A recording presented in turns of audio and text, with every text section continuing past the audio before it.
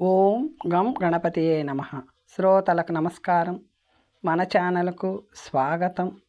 శ్రీ పద్మ మహాపురాణం సృష్టిఖండం 27వ భాగం.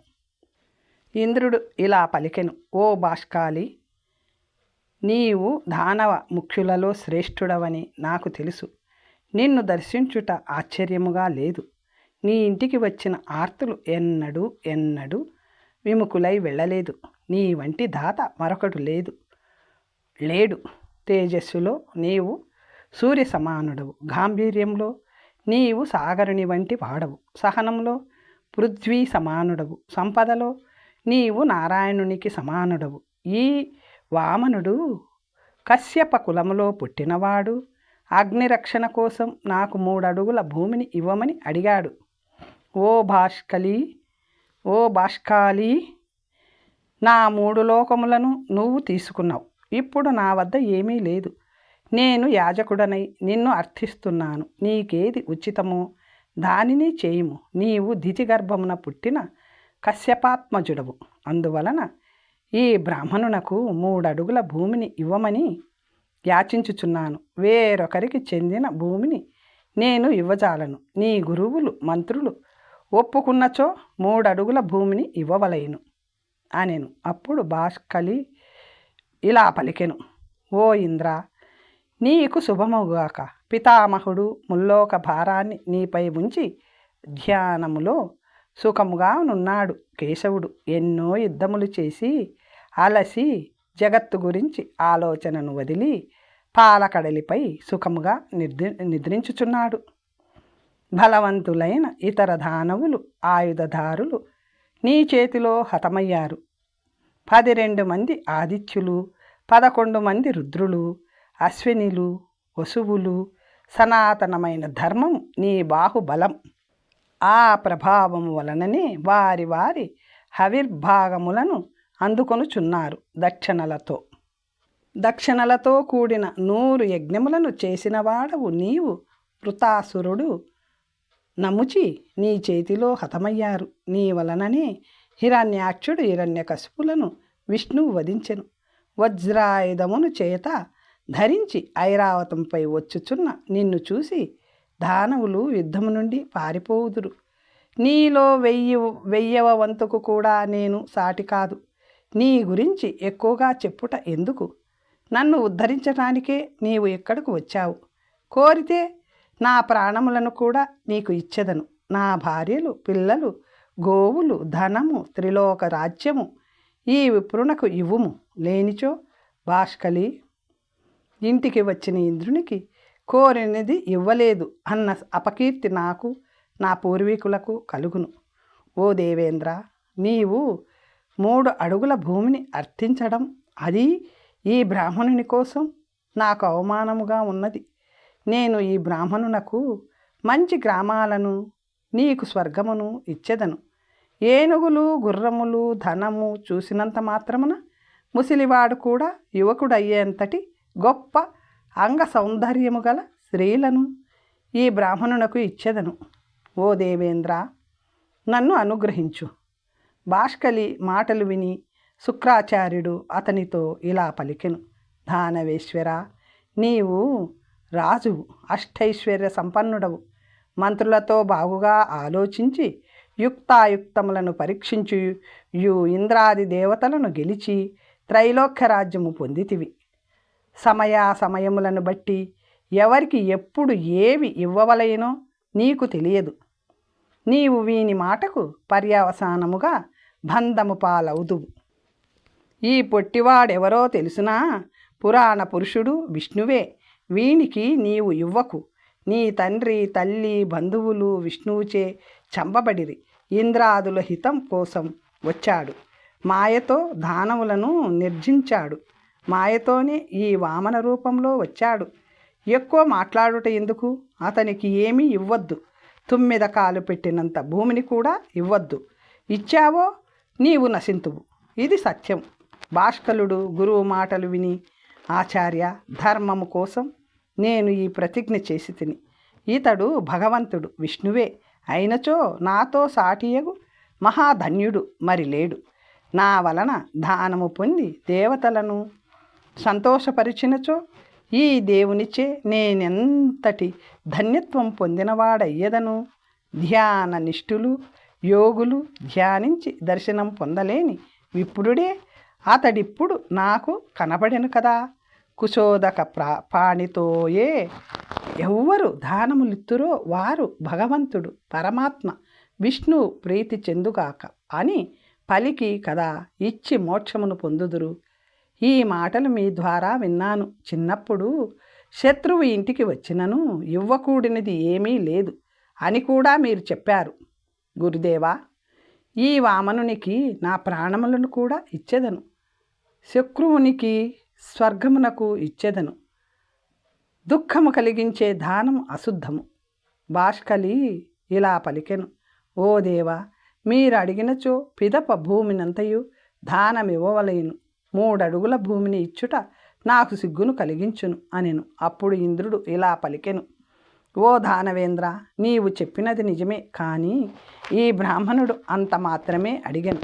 అందువలన నిన్ను నేను 3 అడుగుల భూమిని అడిగాను. అందువలన ఈ వరమును ఇవ్వుము. బాష్కలి ఇలా పలికెను, ఓ రాజా, వామనుని కోసం 3 అడుగుల భూమిని స్వీకరించు. చిరకాలము నీవు సుఖముగా ఉండు. బాష్కలి నాకు హరిస్వయముగా ప్రసన్నుడగునుగాక అని పలికి జలపూర్వకముగా 3 అడుగుల భూమిని దానమిచ్చెను. అంతటా హరి వామన రూపం విడిచి దేవతల హితము కోసం తూర్పుముఖుడై యజ్ఞపర్వతంపై నుంచి లోకములన్నింటినీ ఆక్రమించెను. విష్ణువు ఎడమకాలు దానవుని నివాసమును ఉండెను. మొట్టమొదట పాదమును జగత్పతి సూర్యుని యందుంచెను. 2వ అడుగును ధ్రువుని యందుంచి 3వ అడుగుచే బ్రహ్మాండమును తాకగా బొటన వ్రేలి తాకిడికి బ్రహ్మాండమునకు రంధ్రం ఏర్పడి నీరు పుష్కలంగా ప్రవహించినది. బ్రహ్మలోకము మొదలగు లోకములన్నింటినీ ముంచివేసినది. ధ్రువస్థానమును సూర్యలోకమును యజ్ఞపర్వతమును ముంచివేసి ఆ ధార పుష్కరమును ప్రవేశించి విష్ణు పాదములను తడిపెను. దాని చేత భూమిపై వైష్ణవ పదము లేర్పడెను. విష్ణు పదములు ఉన్న ఆ ఆశ్రమమునకు వెళ్ళి బావి యందు స్నానమాడినవాడు దర్శనము చేతనే అశ్వమేధ ఫలమును పొందును. 21 గణములతో కలిసి వైకుంఠము పొందును. 300 కల్పములు అన్ని భోగములు అనుభవించి చివర సార్వభౌముడగును. ఓ భీష్మ, విష్ణుపాదముల నుంచి పొంగినది కావున ఆ నదిని విష్ణుపది అందురు. అందువలనని 3 లోకములలో వ్యాపించిన గంగకు విష్ణుపది అని పేరు. విష్ణువు బొటనవ్రేలు అంటే గోరు తగిలి రంధ్రమేర్పడి శుభకరమైన గంగాజలము పుష్కరములలో ప్రవహించినది. పిదప విష్ణువు బాష్కలితో 3వ అడుగును కోరగా బాష్కలి సమాధానము లేక తలదించుకొనెను. అతని మౌనమును చూచి శుక్రుడు దాన శక్తి స్వాభావికమైనది, భూమిని సృష్టించుటకు మేము అశక్తులము, అతని వద్ద ఉన్నదంతా నీకు ఇచ్చివేశాడు. అంతటి బాష్కలి, నీవు సృష్టించిన భూమిని అంతటిని నీకు ఇచ్చివేసి తిని నా వద్ద ఇంక ఏమీ మిగలలేదు. దీర్ఘమైన రూపము గల నీ ముందు ఈ భూమి అల్పమైనది. సృష్టించుటకు నేను అశక్తుడను. నీ ఇచ్ఛాశక్తియే ఎల్లప్పుడూ సమర్థమైనది. బాష్కలి సత్యవాది కావడము వలన రాజుతో, దానవరాజా, నీ కోరిక ఏమిటో చెప్పుము. నా చేతిలో నీరు నీవు నాకు ఇచ్చినదే. అందువలన నీవు వరమును పొందుటకు అర్హుడవు. నీకేమి కావలేనో కోరుకునుము. అంతట బాష్కలి జనార్దనుని ఇలా వేడుకొనెను, ఓ దేవేశ, నీ యందు భక్తిని నాకు ప్రసాదించు. నీ చేతిలో మరణం పొంది తపస్సులకు కూడా లభ్యము కాని శ్వేతదీపమును నాకు అనుగ్రహించుము. బాష్కలుడని కోరికను విని యుగాంతం వరకు వేచి ఉండు. వరాహ రూపములో భూమి యందు ప్రవేశించునప్పుడు నిన్ను సంహరించెదను. అప్పుడు నీవు నన్ను చేరగలవు అని స్వామి పలికెను. వామనుడు లోకములన్నింటినీ ఆక్రమించెను, అంతర్ధానమయ్యెను. అప్పుడు అసురులు దేవతలతో సత్యభాషణమును విడిచిరి. బాష్కలి పాతాళంలో ప్రవేశించి సుఖముగా ఉండెను. ఇంద్రుడు 3 లోకములను పాలించెను. స్వామి యొక్క ఈ అవతారము త్రివిక్రమ అవతారం. ఓ రాజా, విష్ణు పదముల ఉద్భవమును గురించి నీకు చెప్పాను. దీనిని విన్నవాడు సమస్త పాప విముక్తుడగును. ఈ పాదములను దర్శించిన వానికి దుస్వప్నములు, దుశ్చింతలు, కష్టములు, పాపములు కలుగవు. మౌనముగా శ్రద్ధతో పుష్కర యాత్రను చేయు మానవుడు అశ్వమేధయాగ ఫలమును పొందును. శివదూతి చరితము. భీష్ముడు ఇలా పలికెను. పూజ్యుడా, బాష్కలి బంధనము మహా ఆశ్చర్యము. పూర్వము విరోచనుని పుత్రుడైన బలిని త్రివిక్రముడు నిర్జించి పాతాళమునకు పంపించిన కథను విన్నాను. ఇప్పుడు నాగతీర్థము ఏర్పడిన విధానము, పిశాచముల ఉత్పత్తి, శివదూతి మంగళ ఎట్లయినది శివదూతి మంగళ ఎట్లయినది పుష్కరమును అంతరిక్షంలోకి ఎవరు తీసుకువెళ్ళారు? బాష్కలుని వధ ఇవి అన్నీయు చెప్పవలేను. ఓ మహాముని, పూర్వము బలిని నిర్జించుటకు భూమిపై అడుగుపెట్టిన నారాయణుడు రెండవసారి ఎందుకు వచ్చెను? ఇవి అన్నీయును వినవలనని కుతూహలముగా ఉన్న నాకు వాటన్నిటినీ యథాతథముగా చెప్పవలేను అనెను. అప్పుడు పులస్త్యుడు ఇలా పలికెను. బాష్కలి బంధనము, విష్ణు పదముల ఉత్పత్తిని గురించి నేను చెప్పాను. దానిని నీవు విన్నావు. వైవస్వత మన్వంతరములో విష్ణువు తిరిగి అవతరించి 3 లోకములను ఆక్రమించెను. 3 లోకములను ఆక్రమించిన బలిని యజ్ఞములో బలవంతుడైన వామనుడు బంధించెను. దేవతలు తిరిగి భూమిపై స్వేచ్ఛగా సంచరించిరి. ఈ విధముగా విష్ణువు వామనునిగా, పొట్టివానిగా అవతరించి త్రివిక్రముడై నిజస్వరూపమునకు వ్యతిరేకముగా అవామనుడయ్యను. ఈ విధముగా విష్ణు అవతారం గురించి చెప్పి తిని. ఇక నాగతీర్థము గురించి చెప్పెదను, వినుము. అనంతుడు, వాసుకి, మహాబలుడైన తక్షకుడు, నాగేంద్రుడైన కర్కోటకుడు, పద్ముడు, మహాపద్ముడు, శంకుడు, కులికుడు వీరంతా కశ్యపుని పుత్రులు. వీరంతా జగత్తును ఆక్రమించిరి. వీరు కుటిలురు, భయంకరమైన కర్మలు చేయువారు, తీక్షణులు, విషపూరితులు, మందమతులైన మానవులను వీరు క్షణములో బూడిద చేయుదురు. వారిని చూచినంతనే మానవులు నశించిరి. రోజు రోజుకు మహాదారుణముగా ప్రాణులు నశించుచుండిరి. తమకు కలిగిన గండములు చూసి ప్రజలందరూ బ్రహ్మదేవుని ఇలా వేడుకొనిరి. ఓ దేవదేవ, లోక సృష్టి కారణ పరమేశ్వర, తీక్షణులైన ఈ భుజంగముల నుంచి మమ్ములను రక్షించు. ప్రతిరోజు మాకు గండముగానున్నది. మనుషులు, పశువులు, పక్షులు అన్నీ భస్మమగుచున్నవి. సృష్టిని చేసినవాడవు నీవు, మాకు ఉచితమైనది చేయవలేను అనిరి. అప్పుడు బ్రహ్మ ఇలా పలికెను.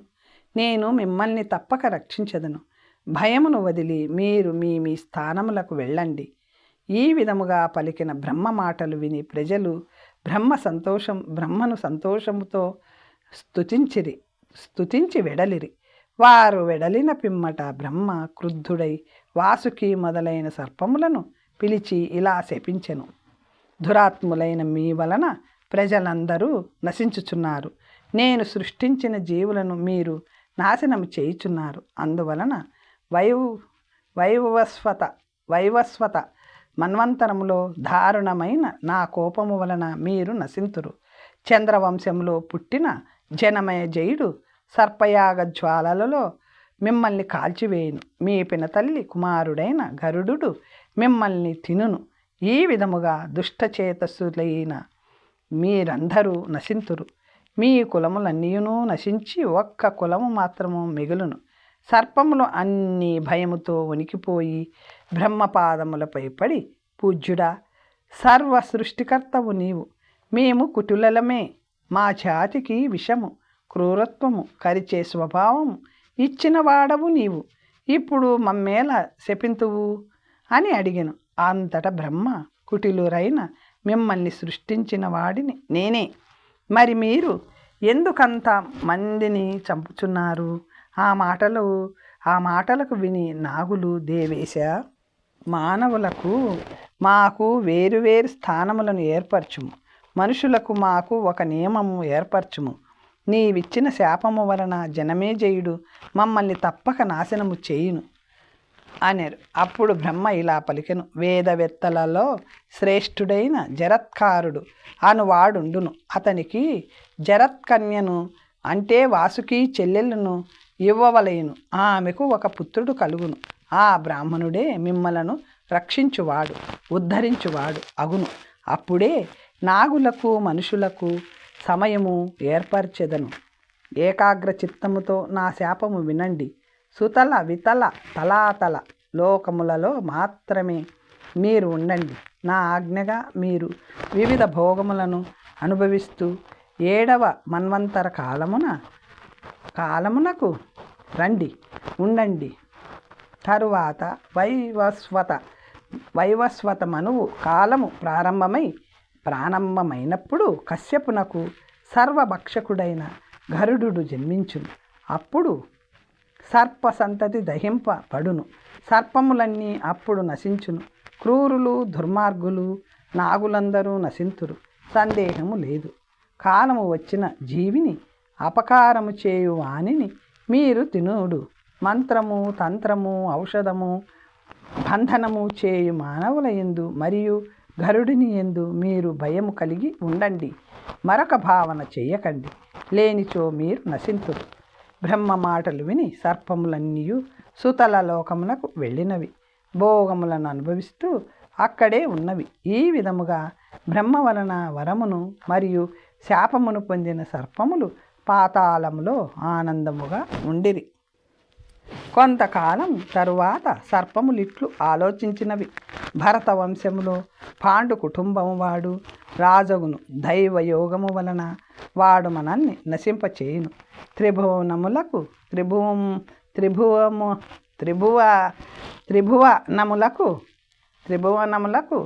నాథుడైన బ్రహ్మదేవుడు మనల్ని ఎట్లు శపించెను. మనకు ఇప్పుడు బ్రహ్మ తప్ప వేరొక గతి లేదు. ఆ బ్రహ్మదేవుడు ఉత్తమమైన వైరాజ పట్టణములో ఉండును. ఇప్పుడు బ్రహ్మ పుష్కరములో యజ్ఞము చేయుచున్నాడు. మనము బ్రహ్మదేవుని ప్రసన్నుని చేసుకుందుము. అప్పుడు మనకు ఉత్తమమైన వరములను ప్రసాదించును. ఈ విధముగా ఆలోచించి సర్పములన్నీ పుష్కరములోనున్న యజ్ఞ పర్వతమునకు వెళ్ళి ఏటవాలుగానున్న శైలమును ఆశ్రయించినవి. అలసిన నాగులను చూసి చల్లని నీటిదారలు వాటిని ఆనందపరుస్తూ ఉత్తరముఖంగా కురిసినవి. అలా ఏర్పడినదే ఈ నాగతీర్థం. కొందరు దీనిని నాగకుండమని కూడా అందురు. మరికొందరు దానిని నాగనది అని అందురు. ఇది పరమ పావనమైన తీర్థము.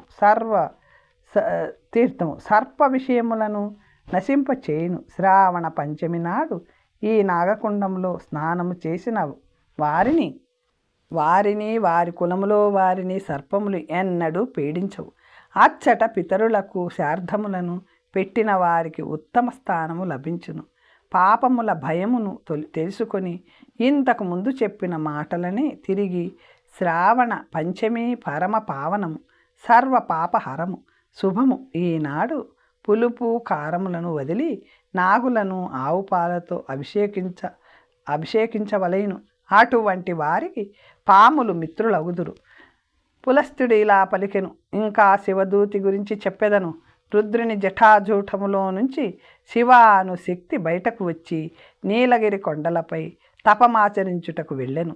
నేను తపస్సు ఆచరించి సమస్త జగత్తును దహించి వేసేదనని సంకల్పించి పంచాగ్నుల మధ్య గొప్ప తపమాచరించెను. అదే కాలంలో సముద్రము మధ్యములోనున్న రత్నాఖ్యమను మహాధనవంతమైన పట్టణములో బ్రహ్మ వర ప్రభావము వలన రురుడు అను దానవుడు తేజోవంతుడై నివసించుచుండెను. సర్వదేవ భయంకరుడైన అతడు ఎన్నో వేల కోట్ల అసురులచే పూజింపబడి రెండవ నముచి వలె వెలిగెను. ఎంతో కాలము తరువాత అతడు లోకపాలకుల పట్టణమునకు వెళ్ళెను. దేవతలను జయించవలెనన్న తలంపుతో కోరి వైరమును తెచ్చుకొనెను. అతడు లేచినప్పుడు సముద్రములోని నీరు వేగముగా పొంగి పర్వత చర్యలను ముంచివేసెను.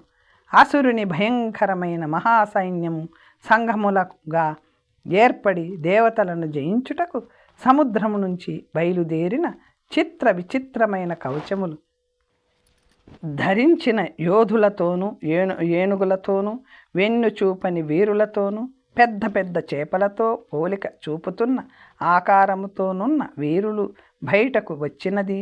బంగారు సూత్రములచే కట్టబడి రోహిత మత్స్యము వలె నున్న గుర్రము లక్షల కోట్లలో నీటిపై కర్రతోనూ వంగని వెదురుతోనూ చేసిన చక్రములు గల రథమును సమముగా వేగముగా నడుచుచున్నవి. అలాగే సూర్యుని రథము వంటి వేగము గల రథములు శబ్దము చేయుచు బయలుదేరినవి. అలాగే ఆయుధములను చేత ధరించిన పరాజయము తెలియని వీరులు దానవుని అనుచరులు యుద్ధమునకు బయలుదేరిరి. ఆ యుద్ధములో దేవతలు మిగిలి భయంతో పారిపోవుచుండగా అసురులు వారిని అందరినీ తరిమి కొట్టిరి. దేవగణము భయముతో పారి దేవియున్న నీలగిరిని చేరిరి. దేవి రౌద్రి తపోనిష్ట నున్నది, ధన్య శాంభవి, ఉత్తమ శక్తి,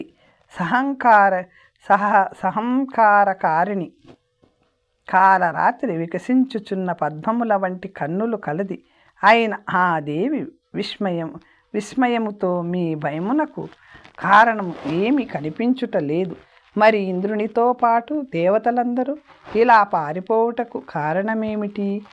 దేవతలు ఇలా పలికిరి: మహాపరాక్రమవంతుడైన రురువు చతురంగ సేనలతో వచ్చుచున్నాడు. అందుకే భయముతో నిన్ను శరణు పొందాము.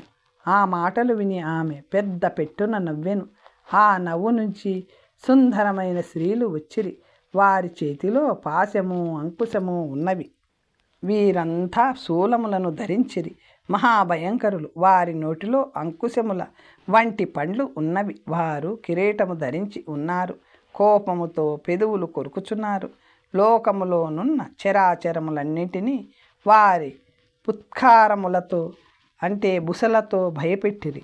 కొందరు తెల్లని వస్త్రములను ధరించిరి, కొందరు నీలిరంగ వస్త్రములను, మరికొందరు చిత్ర విచిత్ర వర్ణముల వస్త్రములను ధరించిరి. కొందరు రక్తము త్రాగవలైనను ఉబలాటముతో ఉండిరి. ఈ విధముగా అనేక రకములైన వస్త్రములతో, రూపములతో, శరీరములతో దేవతల భయమును పోగొట్టిరి. దేవతలారా, భయపడకండి, మీకు శుభమగుగాక అనునంతలో రురుడు చతురంగ సేనలతో దేవతలను వెతుక్కుంటూ నీలపర్వతమునకు వచ్చెను. దేవతలను చూసినంతనే ఆగండి అని అరుస్తూ దేవతల వైపు పరిగెత్తిరి. వారిరువురికి మధ్య ఘోరమైన యుద్ధము జరిగినది. తెగిన తలలతో, రోదనలతో, త్రిశూలముచే గుచ్చబడిన దేహములతో, విరిగిన రథములతో, క్షతగాత్రులైన ఏనుగులు కాల్చుటలతో, రోకళ్లతోనూ గదలతోనూ కొట్టబడిన శరీరముతో ఆ ప్రదేశము అత్యంత భయంకరముగా ఉన్నది. ఆ యుద్ధములో రురువు తప్ప మిగిలిన దానవులంతా మరణించిరి. అంతటా రురువు తామసముతో, మాయతో అంధకారమును సృష్టించెను. దేవతలు ఆ మాయచే కప్పబడిరి. అప్పుడు దేవి దైత్యుని శక్తి ఆయుధముతో కొట్టగా దైత్యుని మాయ తొలగిపోయింది.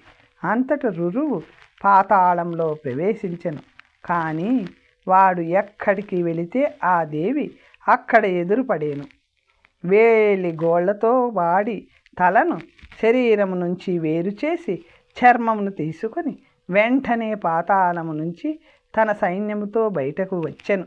పుష్కరములోనున్న నీలగిరి పర్వతము వద్దకు వచ్చెను. తన తపోభూమిలో దేవి రురునికి శిరస్సును చర్మమును పట్టుకొని ఉండుట చూసి దేవతలు విస్మయులైరి. దేవి సృష్టించిన స్త్రీలందరూ దేవి చుట్టూ నిలబడి, దేవి, మాకు చాలా ఆకలిగా ఉంది, మంచి భోజనము ఇవ్వవలేను అని పలికిరి. దేవి భోజనము గురించి స్మరించినను భోజనము రాలేదు. అంతటా ఆమె మహాదేవుని ధ్యానించెను. మహాదేవుడు ప్రత్యక్షమై ఏమి కావలేనో కోరుకోమని చెప్పెను. శివదూతి ఇలా పలికెను, ఓ దేవా, ఆకలితోనున్న వీరందరికీ వెంటనే ఆహారము ఇవ్వవలేను, లేనిచో వీరు నన్ను బలవంతముగా భక్షింతురు అనెను. అప్పుడు రుద్రుడు ఇలా పలికెను, ఓ శివదూతి, పూర్వయుగములో జరిగిన కథను నీకు చెప్పెదను. గంగాద్వారములో జరుగుచున్న దక్షుని యజ్ఞమును నా భటులు ధ్వంసం చేసిరి. ఆ సమయంలో యజ్ఞపురుషుడు జింక రూపంలో పారిపోయెను. నేను వానిని బాణముతో కొట్టగా రక్తంతో తడిసిపోయెను. అప్పుడే అజగంధుడు ఉద్భవించాడు. దేవతలందరూ నీవే అజగంధుడవు అని నాకు పేరు పెట్టారు. నీకు మరొక భోజనం పెట్టెదను. ఓ కాలరాత్రి, నీకు యుక్తమైన మరొక ఆహారం గురించి చెప్పెదను, వినుము. గర్భవతి అయిన స్త్రీ మరొకరి ముఖ్యము పురుషుని వస్త్రము ధరించినను ముట్టినను భూమిలో నున్న దేవతలకు ఆహారమగును. బలవంతముగా ఆ శిశువును సంవత్సరం పాటు లాగుకొచ్చినచో వారు 100 సంవత్సరములు ఆనందముగా ఉందురుగాక. ఏ దేవతలనైతే వారు పూజించారో వారు వీరిలో లోపము నుంచి పుట్టిన బిడ్డను కాజేసి ఇంటిలోనూ పొలములోనూ చెరువులోనూ ఉద్యానవనములలోనూ నివసింతురు. అలాగే ఏ స్త్రీలైతే సదా ఏడ్చుచుందురో వారి శరీరములను ఆవహించి తృప్తి పడుదురు. శివదూతి ఇలా పలికెను, ఓ శంకర, నీవు వారికి బాధను కలిగించు నీచమైన ఆహారమునిచ్చుచున్నావు. వారికి విశేషమైన ఆహారమును ఇవ్వవలేను. వారికి ఇలాంటి ఆహారమునిచ్చి అవమానించవద్దు. రుద్రుడు ఇలా పలికెను, పూర్వము అవంతి నగరంలో చూడాకర్మ చేయుచున్నప్పుడు మాతృకలు వచ్చి అపూర్వమైన భక్ష్యములను సిద్ధము చేసిరి. వాటిని ఆరగించుటకు దేవగణాలంతా వచ్చిరి. ఆ ఇంటికి బ్రహ్మాది దేవతలు వచ్చిరి. గంధర్వులు, అప్సరసలు, యక్షులు, గుహ్యకులు, మేరువు మొదలగు పర్వతములు, గంగాది నదులు, నాగులు, అందరూ, ఏనుగులు, సిద్ధులు, పక్షులు, అసుర ఘాతకములు, ఢాకినీలు, బేతాళులు, నైరుతులు, గృహిణులు వచ్చిరి. ఏమి చెప్పుదును, సృష్టించిన వారంతా భోజనానికి వచ్చిరి. వారికి కావలసినవి వడ్డింపబడినవి. శివదూతి ఇలా పలికెను, ఓ శంకర, స్వర్గమునందు లభించినది, నూనె బెల్లములతో కూడినది, చక్కగా వండినది, ఇంతకు మునుపు ఎవ్వరూ రుచి చూడనిది, వారికి మాత్రమే చేయబడిన ఆహారమును వీరికి ఇవ్వవలేను అనెను. అంతట శివుడు పార్వతి సమక్షంలో ఇలా పలికెను, ఎన్నో రకాల వంటకములను నీకు ఇచ్చాను. ఇక మిగిలినవి ఏవీ లేవు. ఇక నీకు క్రొత్తగా ఏమి ఇవ్వవలేనో చెప్పు. నా నాభికి క్రింద పండ్ల వంటి గుండ్రని వృషణములు ఉన్నవి. వాటిని తినుట వలన మీకు తృప్తి కలుగును. అప్పుడు వారంతా మహాప్రసాదమని పలికి శివునకు నమస్కరించిరి. అప్పుడు శివుడు వారితో ఇలా పలికెను, ఎవరైతే వెక్కిరించకుండా శుభాచారములను ఆచరింతురో వారికి ధనము, పుత్రులు, పశువులు మొదలైన సంపద నా అనుగ్రహమున వృద్ధి చెందును. వెక్కిరించిన వారు బీదవారగుదురు. అందువలన బుద్ధిమంతుడు ఎన్నడూ నిందించడు, హాస్యము చేయుడు. మీరంతా మాతృదేవతలు గల ప్రసిద్ధులగుదురు. శనగలు, పూరీలు, పద్మములు, వృషణములు రూపములో నివేదింతురో వారి వంశము వృద్ధి చెందును. పుత్రహీనుడు పుత్రుని పొందును, ధనహీనుడు ధనమును పొందును. అలాగే రూపమును, సౌభాగ్యమును, భాగ్యమును, సర్వశాస్త్ర విశారదత్వమును పొందును. హంసలను పూంచిన విమానములో బ్రహ్మలోకములకు వెళ్ళును. ఓ శివదూతి, వారికి ఆహారము పెట్టి తిని, ఇది నీకు అవమానకరమా? విను. నీకు జయము కలుగుగాక. చాముండి నీకు జయము. భూతాపహరిణి నీకు జయము. ఓ సర్వగతి నీకు జయము. కాలరాత్రి నీకు నమస్కారం. ఓ విశ్వమూర్తి, శుద్ధురాల, విరూపాక్షి, త్రిలోచన, భీమరూపి శుభకరురాల విద్య మహామాయ మహోదరే మనోజయే మనోదుర్గే భీమాక్షి క్షుభితచ్చయే క్షుభితచ్చయే మహామూర్తి విచిత్రాంగి గీత నృత్యప్రియ శుభే వికరాలి మహాకాళి కాళిక పాపహరిణి పాశహస్తే దండహస్తే భీమహస్తే భయానకే చాముండే జ్వాలమాలనస్యే తీక్షణ దంష్ట్రే మహాబలే శివయాన ప్రియే దేవి ప్రేతాసనగతే శివే భీమాక్షి భీషణే దేవి సర్వభూత భయంకరి కరాళి వికరాలే మహాకాళి కరాళి కరాళ విక్రాంతే కాళరాత్రి నీకు నమస్కారం. సర్వశస్త్రములను ధరించు దేవి సమస్త దేవతలచే నమస్కరింపబడు నీకు నమస్కారం. శివుడు బ్రహ్మ ఈ విధముగా స్తుతింపగా దేవి సంతోషించి ఓ దేవ మీ మనసులోనున్న వరమును కోరుకొనుడు అని పలికెను. పరాశక్తి దేవేశ నీ మనసునందున్న వరము కోరుకొనుమని పలుకగా రుద్రుడిట్లు కోరుకొనెను. ఓ దేవి ఈ స్తోత్రముచే నిన్నెవరు సంతోషపెట్టుదురో వారికి నీవంతట దిక్కై ఉండి వరములనివ్వుము. ఎవ్వడి కొండనెక్కి భక్తితో నిన్ను పూజించునో అతడు పుత్ర పౌత్ర పశు సంపద పొందునుగాక.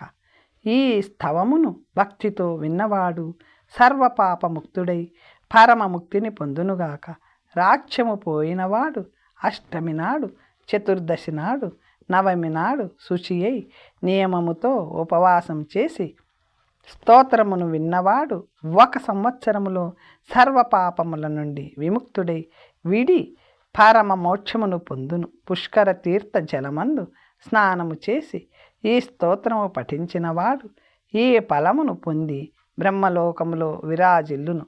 రాజా ఈ స్తుతి వ్రాయబడి ఏ ఇంట నుండునో ఆ ఇంట ఘోరమగు అగ్నిభయము చోరాది భయములు ఉండవు. పుస్తకమందున్న ఈ స్తుతిని పూజించు పండితుడు సర్వయజ్ఞములు చేసిన ఫలమును పొందును. చరాచర జగత్తు సేవించినట్లే బహుపుత్ర ధన ధాన్య పరశ్రీ సమృద్ధులను పొందును. రత్నములు గజములు అశ్వములు మృత్యులు వారికి వెంటనే కలుగును. ఈ స్తోత్రమును వ్రాసి ఉంచిన ఇంటిలో ఇదంతా తప్పక జరుగును. తరువాత కథ వచ్చే భాగంలో తెలుసుకుందాం. నమస్తే.